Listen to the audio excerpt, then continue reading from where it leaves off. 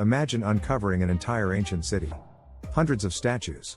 Painted monasteries. Sacred texts. A civilization frozen in stone. Now imagine this city isn't destroyed by war. Or religion. Or time. But by a modern mining contract. Hidden beneath the mountains of Afghanistan lies Mes Aynak.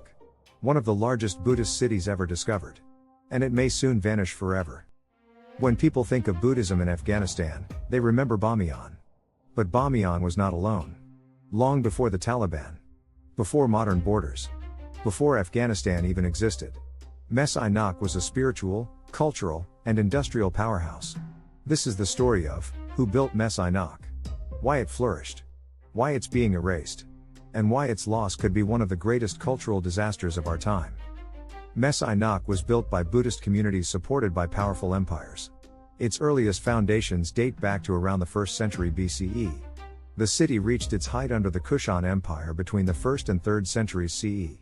The Kushans controlled vast Silk Road trade routes, protected Buddhist institutions, funded monasteries across Central Asia.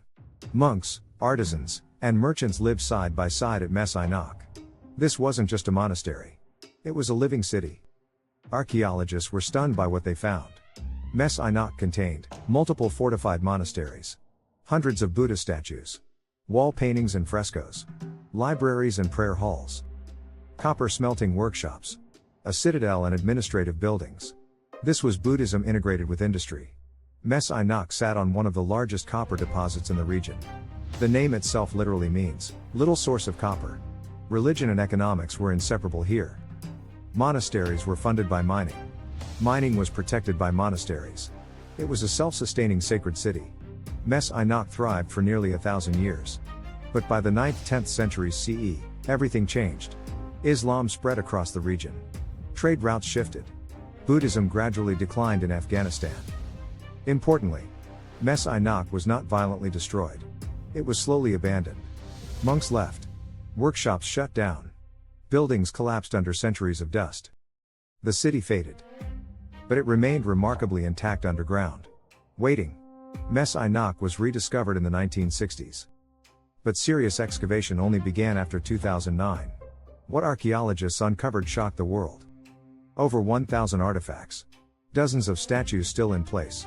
Entire monasteries preserved like Pompeii. Some statues still showed traces of red and blue paint. This was not just an Afghan discovery. It was a global one. Mes Aynak proved that Buddhism once dominated Central Asia. Afghanistan was a bridge, not a barrier, between civilizations. Religious coexistence once thrived here. And then came the real threat. Mes Aynak sits atop an estimated $100 billion copper reserve. In 2008, the Afghan government signed a contract with a Chinese state-owned mining company to extract it. Open-pit mining. Which means blasting the mountains. Removing entire hillsides. Erasing everything on top. Archaeologists were given limited time to excavate. But Mes Aynak is massive. Experts say it could take decades to fully study.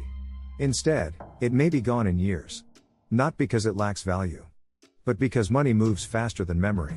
If Mes Aynak is destroyed, we lose one of the largest Buddhist complexes ever found. Direct evidence of Silk Road religious life. Proof of peaceful coexistence between faith, trade, and labor. A missing chapter of Afghan identity. This is not just Afghanistan's heritage. It belongs to all of us. Just like Bamiyan. Just like Timbuktu. Just like Alexandria. Mes Aynak survived empires, religious shifts, centuries of abandonment. But it may not survive modern progress. So here's the question: if ancient knowledge stands in the way of profit, should it be sacrificed? And more importantly, what else have we already lost without ever knowing it existed? Share your thoughts in the comments. Subscribe to Chronicle Crafter for stories history tried to bury.